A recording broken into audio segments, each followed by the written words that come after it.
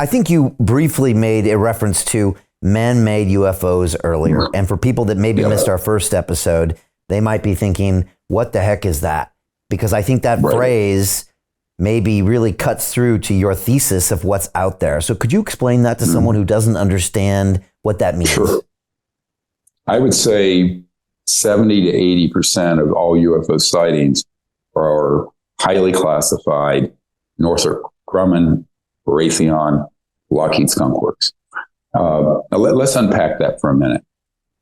We know, and we can prove, there's a whole section of the archive on crash retrievals. I think we're now up to 120 or 30 that we have documented.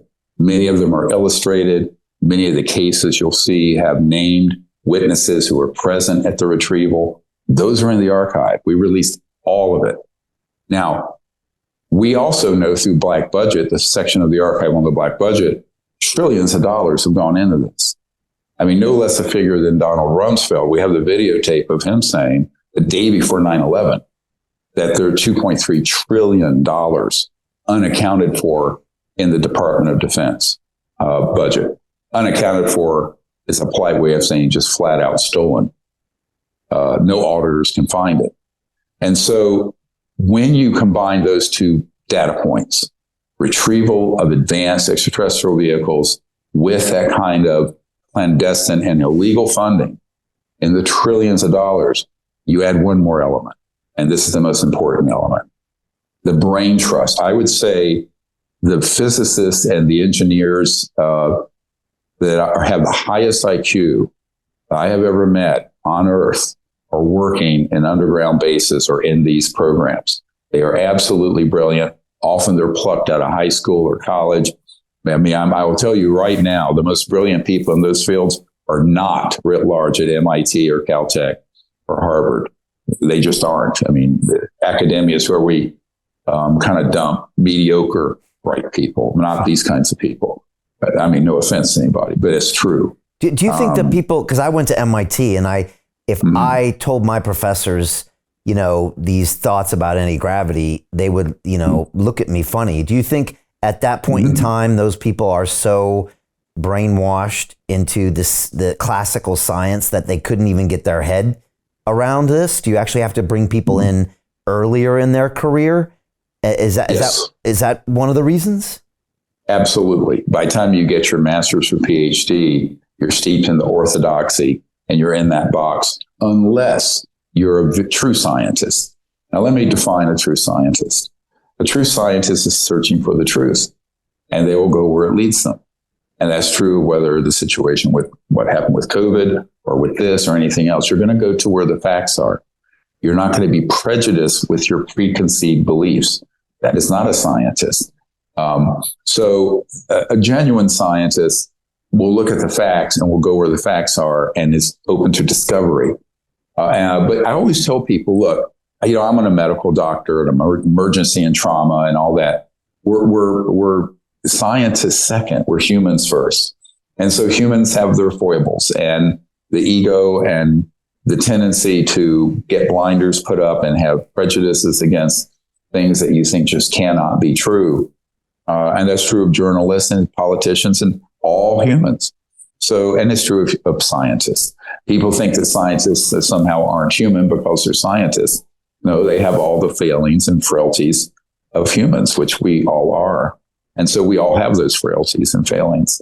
And so if you're a true scientist, it's a constant effort to do a check and balance on that and say, am I not looking at this correctly because of my preconceived biases?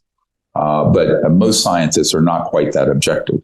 And I think that's why many of the brilliant scientists that I have worked with and know, their files, some of them are in this archive, but their names are redacted unless they've approved the release. Now, just so you know, you'll see a lot of blacked out names and information. It's because if someone has said, we want you to have this information, but I don't want to have to be in the public spotlight or risk my family's life or whatever, that name is removed and their cell number or their social security, or if they have a DD-214, their discharge form from the military, those are all scrubbed. It's taken us a year to scrub that, but you'll see what they said. You'll see my correspondence with them. You'll see what I wrote, what they wrote back. Now, I mean, it would take you years to get through all this, but it's an enormous amount of information, and we've released all of it. So Jim Rickards has just recorded a video that's not available to anyone in the public, and he's going to be talking about how this upcoming recession is going to be fast, it's going to be bloody, it's going to be nasty. But at the same time, he's going to show you how you can position yourself to profit from all of this chaos.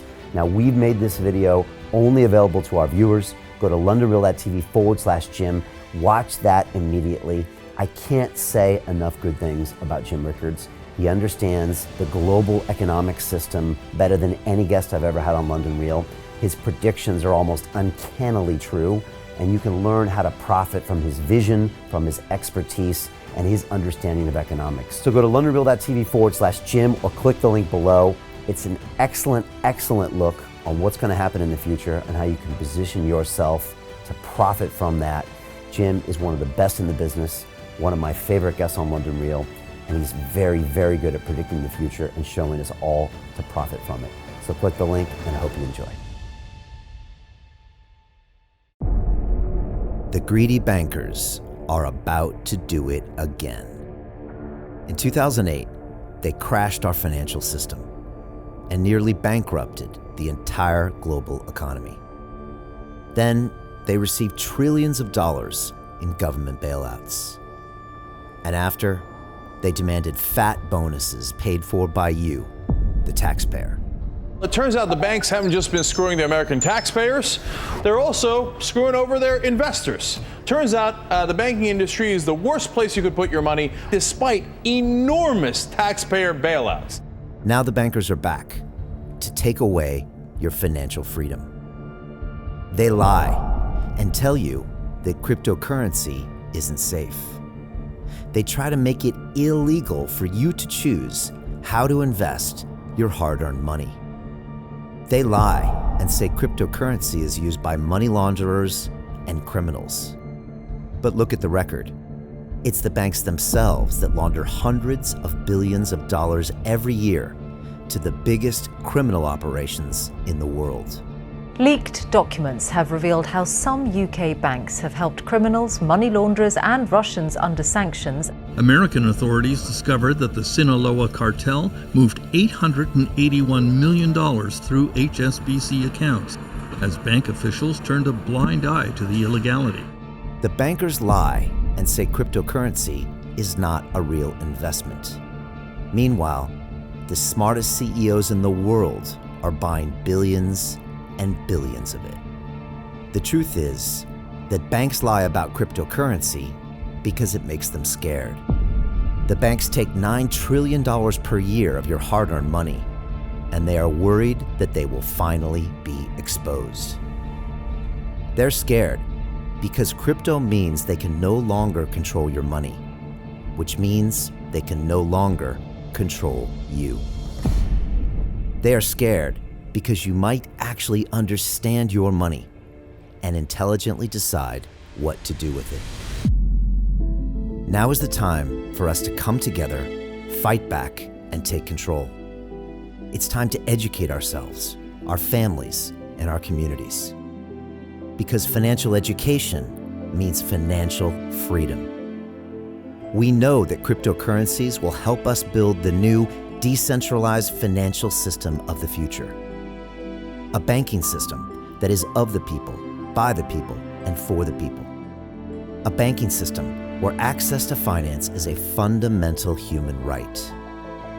A banking system that is free and fair and welcomes all humans on this earth. The DeFi revolution is happening. We, the people, can no longer be fooled. We choose to take control of our finances. We choose to take control of our freedom. We choose to take control of our future. Join us, and let's take back our financial freedom forever.